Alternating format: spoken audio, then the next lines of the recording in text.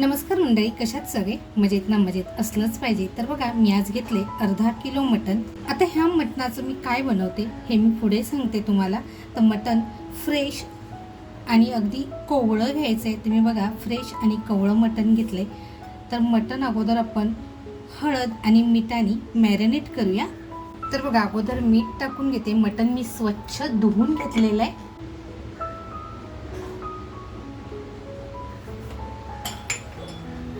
आणि आता हे छान आपण 1-2 मिनिटं लावून बाजूला करून ठेवणार आहोत. मटणाला हळद आणि मीठ असं व्यवस्थित लावून झालेलं आहे. तर हे बाजूला ठेवूया. तर बघा, इथे मी एक कांदा घेतलाय. कांद्याला आपल्याला अगदी बारीक कापून घ्यायचे. तर बघा, कांदा सुद्धा आपला छान असा बारीक कापून झालेला आहे. 3 ते 4 लसणाच्या पाकळ्या घेतल्या, त्या सुद्धा अशा आपण ठेचून घेऊया आणि नंतर आपण हलक्या बारीक कापून घेऊया. तर बघा, आता ह्या रेसिपीसाठी साहित्य म्हणाल ना, तर आता आपण हळद आणि मीठ लावून ठेवलेलं मटण आहे. एक कांदा घेतलाय आणि लसूण घेतली आहे. मी आहे ना, अगोदर एक कुकरमध्ये शिजून घेणार आहे. थोडंसं तेल टाकलंय. बघा, माझा कुकर अगदी छोटा आहे. तेल तापल्यानंतर आहे ना, आपल्याला जी लसूण कापून घेतली ती टाकून घ्यायची आहे तेलामध्ये.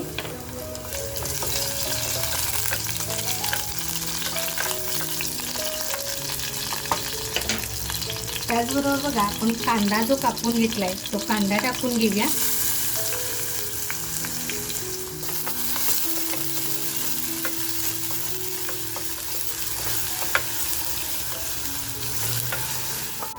तर इथे बघा, मी अर्धा चमचा आहे ना काळी मिरीचा वापर करते, थोडासा चटपटीतपणा येण्यासाठी. तुम्हाला जर हवा असेल तर तुम्ही हा चटपटीतपणा येण्यासाठी काळी मिरीचा वापर करू शकता. जर तुम्हाला नको असेल तर तुम्ही नाही केला तरी हरकत नाही.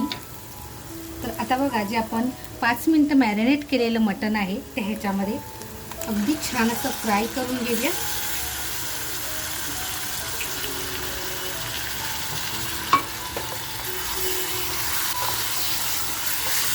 मटण आहे ना, व्यवस्थित फ्राय करून घ्यायचं आहे, जेणेकरून आहे ना मटणाचा कलर हलकासा चेंज झाला पाहिजे, इतकं आपल्याला ते फ्राय करून घ्यायचे.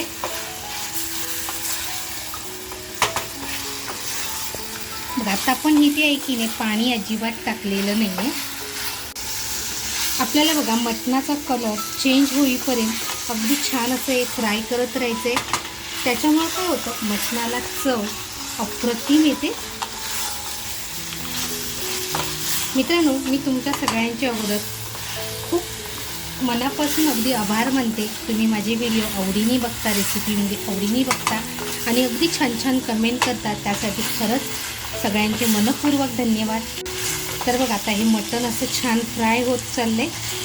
पाणीसुद्धा बघा सुटत चाललं आहे आणि हलकासा मटणाचा कलरसुद्धा तुम्ही बघू शकताय की चेंज होत चाललेला आहे. आपल्याला अजून एक 5 मिनिटं तरी एक छान मटण फ्राय करायचं. खरं सांगायचं ना, खमंग सुगंध आहे ना परतवतानाचा सुटलेला आहे अगदी घरभर.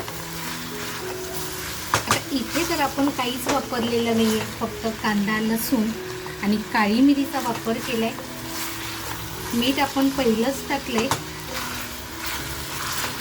तर बघा, आता पाणीसुद्धा छान असं सुटत चाललं आहे. फक्त काळजी घ्यायची आहे की मटण लागू नये खाली. आणि ग्रेव्ही तयार होत चालली. याचा अर्थ आहे ना, आपलं मटण पुढच्या प्रोसेससाठी तयार झालेलं आहे. मटणाचा कलरसुद्धा छान चेंज झाला आहे. आता इथे आपल्याला जितकं पाहिजे ना तितकं पाणी टाकून घ्यायचं आहे. मी अगदी थोडंसं पाणी टाकणार आहे इथे. पाणी आपल्याला इतकं टाकायचं आहे की आपले मटणाचे पीस आहेत ना ते थोडेसे तरी पाण्यामध्ये आले पाहिजे, इतकं आपल्याला पाणी टाकायचं आहे. तर बघा, हे मी इतकंच पाणी टाकलं आहे. तर बघा, आता झाकण लावून ठेवते आहे. आता आपल्याला पहिली शिटी आहे ना फुल फ्लेमवर करायची आहे, नंतरच्या 2 शिट्या आपल्याला अगदी स्लो फ्लेमवर करून घ्यायच्या आहेत. बघा एक शिटी झालेली आहे. गॅसची फ्लेम स्लो करून आता आपण या 2 शिट्या करून घेऊया. आपला कुकर होतोय तोपर्यंत आपण पुढची तयारी करूया. मित्रांनो, खरडा म्हटलं ना तर आपल्या महाराष्ट्राची शान आहे, आपल्या महाराष्ट्राची ओळख आहे. तर मी आज बनवते खरडा मटण. तर खरडा मटण बनवण्यासाठी मी साहित्य घेतले. हिरव्या मिरच्या घेतल्यात. ह्या तिखटवाल्या हिरव्या मिरच्या नाही आहेत. तुम्हाला जर हव्या असतील तर तुम्ही तिखटवाल्या हिरव्या मिरच्या घेऊ शकता. तर मी बघा हिरव्या मिरच्या घेतल्यात, लसूण घेतले, अगदी थोडंसं ओलं खोबरं घेतलं आहे, सुकं खोबरं घेतलं आहे. इकडं फ्रेशनेससाठी आहे ना पुदिन्याचा वापर केला आहे आणि खूप सारी कोथिंबीर घेतली आहे. तर बघा खोबरं जर तुम्हाला किसून घ्यायचं असेल तर तुम्ही किसून घेऊ शकता. मी अगदी बारीक बारीक कट करून घेते. आपला कुकर बघा झालेला आहे. मी गॅस बंद केला आहे. आपण एक बाजूला करून ठेवूया. अगोदर आपण सुकं खोबरं जे किसून घेतलंय ते हलकसं गरम करून घेऊया. मित्रांनो, आपण नेहमी व्हिडिओ बघतो पण लाईक करायचं राहून जातं. तर अजूनपर्यंत जर कोणी लाईक केलेलं नसेल आणि चॅनलवर जर नवीन असाल आणि तुम्हाला जर रेसिपी आवडत असतील तर नक्की चॅनलला सबस्क्राईब करा. तर बघा व्हिडिओ पळवत बघितला ना तर तो समजत नाही, त्याच्यामुळे व्हिडिओ संपूर्ण बघा. तर बघा आपला तर आता बघा आपलं खोबरं जे आहे ते छान असं परतवून झालेलं आहे. आपण हे काढून घेऊया. आपल्याला करपून घ्यायचं नाहीये. आपण बघा खोबरं ज्यावेळेस टाकलं ना त्यावेळेस आपण त्याच्यामध्ये तेल टाकलेलं नव्हतं. आता ज्या मिरच्या घेतल्यात ना त्या मिरच्या टाकून घेऊया.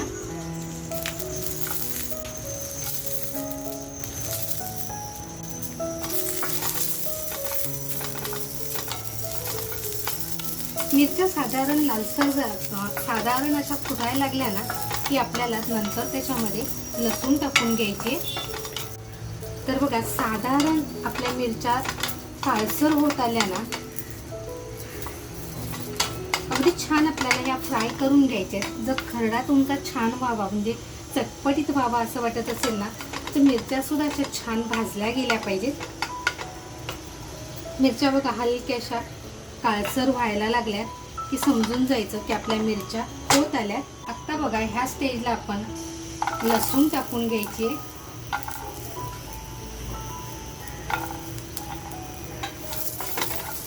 मग आपल्या छान अशा मिरच्या खरपूस भाजल्या गेल्यात. आता आल्याचा तुकडा टाकते आणि इथे आपल्याला आहे ना थोडंसं तेल टाकायचंय. तर गॅसची फ्लेम बघा मी फुल ठेवलेली आहे. आता थोडंसं जिरं टाकून घेते. जिरं टाकलं ना आपण लगेचच गॅस बंद करून टाकायचे कारण जिरं करपून द्यायचं नाहीये. पॅन बघा आपला छान तापलेला असल्यामुळं जिरं असं खमंग फ्राय होईल, करपणार नाही. कुठलीही वस्तू करपली की तिची चव बदलते. आता आपण हे काढून घेऊया. बघा जिरं सुद्धा असं छान फ्राय झालंय आणि आपली लसूण सुद्धा बघू शकताय एकदम मस्त फ्राय झाले. तर बघा हे जेव्हा गरम गरम आहे ना त्याच वेळेस आपल्याला एक छान असं वाटता येणार आहे. तर या अगोदर मी पाट्यावर काढून घेते. अगोदर आपण आहे ना लसूण आणि मिरची आल्याचे तुकडे जे आहेत तेच बारीक करून घेऊया. तुम्हाला जर हे असं करायचं नसेल तर तुम्ही मिक्सरमध्ये करू शकता. पण खरडा म्हटलं ना तर तो जर असा पाट्यावर खरडलेला असेल तर त्याची चवसुद्धा खूप छान येते. व्यवस्थित फ्राय झाल्यामुळे आहे ना छान असं पटकन बारीक होते आणि गरम असल्यामुळं अगदी त्रास होणं होतं आपल्याला ते व्यवस्थित बारीक करता येते. लसूण आणि मिरची, अद्रक आणि जिरं आपलं बारीक होत आले. तर आपण जे खोबरं बारीक करून घेतले ते त्याच्यानंतर आपण जो ओला नारळ घेतला होता तो ओला नारळ, पुदिना आणि आपण जी कोथिंबीर घेतली आहे हे सगळं असं बारीक करून घेऊया. हे आपल्याला मस्त असं खरडवून घ्यायचंय.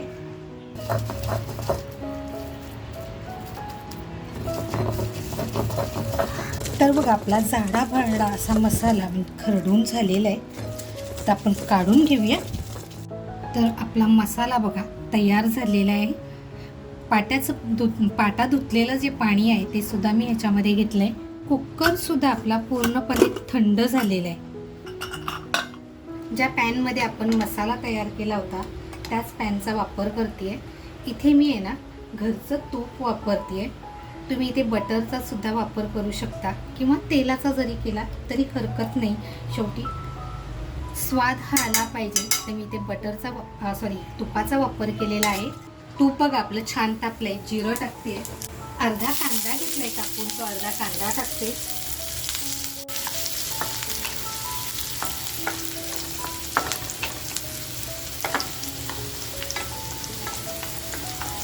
मग हलकासा आपला कांदा लालसर झाला ना, मी तूप छान असं तापवून घेतलं अगोदर.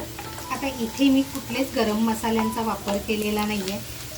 म्हणजे फोडणीला आपण गरम मसाले टाकलेले नाही आहेत, फक्त जिरं आणि कांदा टाकलेला आहे. कांदासुद्धा अगदी अर्धाच टाकलेला आहे. तर बघा आपला कांदासुद्धा असा लालसर होत आला आहे. आता जे आपण मटण उकळून घेतलेलं आहे इथे आपल्याला 1-2 मिनटं फ्राय करून घ्यायचे.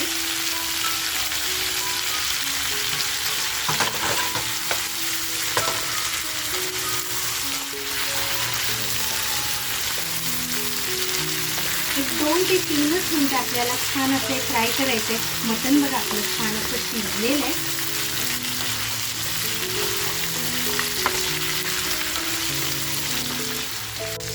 आता बघा जो आपण मसाला तयार करून घेतलाय तो छान असा ह्याच्याबरोबर फ्राय करून घ्यायचा आहे.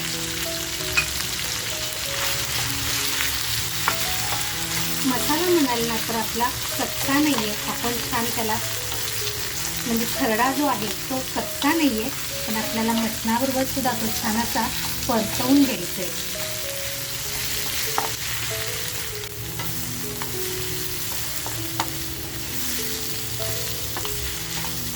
इथे आपण ना थोडंसं बघायचे मीठ कमी आहे की जास्त आहे, कारण आपण मीठ टाकलं होतं अगोदर पण ते कमी प्रमाणात टाकलं होतं.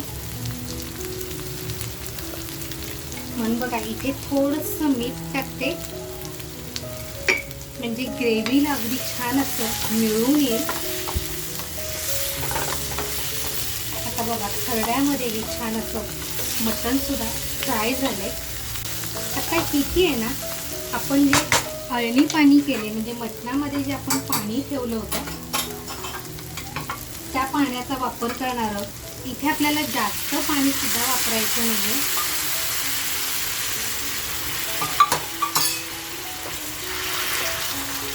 पण खरडा सुद्धा असं छान खरड्यामध्ये मटण शिजलं पाहिजे इतकं आपल्याला पाणी वापरायचंय.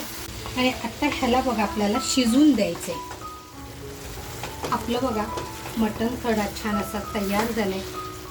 ग्रेव्हीचा कलर म्हणजे खरड्याचा कलर सुद्धा बघा तुम्ही असा मस्त चेंज झालाय. आणि मी हे खरडलं होतं, जाडं भरडं आहे त्याच्यामुळं भाकरी पोळी किंवा नान बरोबर म्हणाल ना तर अप्रतिम लागतं. मंडळी नक्की तुमच्या घरी बनवून बघा. गॅस बंद करते आणि 5 मिनटं आपण असंच ठेवून देऊया. बघूया आता आपण, कारण 5 मिनटं गॅस बंद करून ठेवून दिलं होतं. तर मटणाचा कलर म्हणजे खरड्याचा कलर सुद्धा तुम्ही बघू शकताय आणि किती थिक सुद्धा झालेलं आहे. ओलं खोबरं सुकं खोबरं याचा वापर करून अगदी आपली महाराष्ट्राची पारंपरिक डिश म्हणाल ना तर खरडा आहे. तर आता आपण हे काढून घेऊया. मंडळी आपल्या महाराष्ट्राची शान म्हटलं ना तर खरडा आहे. तर आज खरड्यामध्ये बनवलेला हा पण मटण खरडा, ही रेसिपी तुम्हाला कशी वाटली बरं? ही रेसिपी आपल्याला भाताबरोबर पोळीबरोबर ब्रेडबरोबर किंवा नानबरोबरही खाता येते. आणि नाचणीची भाकरी असेल तर गावाकडचा बेत एक नंबर. तर मंडळी आजची ही रेसिपी तुम्हाला कशी वाटली, आवडली असेल तर नक्की एक लाईक करा. आपल्या मित्रपरिवारामध्ये शेअर करायला विसरू नका. चॅनलवर जर कोणी नवीन असाल आणि चॅनल सबस्क्राईब केलेलं नसेल तर नक्की सबस्क्राईब करा. मस्त खा आणि स्वस्त राहा. त्याचबरोबर स्वतःची काळजी घ्या. आणि हो, तुम्हाला रेसिपी कशी वाटली आवर्जून मला कमेंटमध्ये कळवा. तर अगोदर आपण आहे ना आपलं मटण शिजले की नाही ते अगोदर आपण बघूया. मटण बघा अगदी लाल आहे आतमध्ये आणि किती परफेक्ट शिजलेलं आहे. तर बनवणार ना तुम्ही तुमच्या घरी? तर नक्की बनवा आणि मला कमेंटमध्ये कळवा. धन्यवाद. थँक्यू.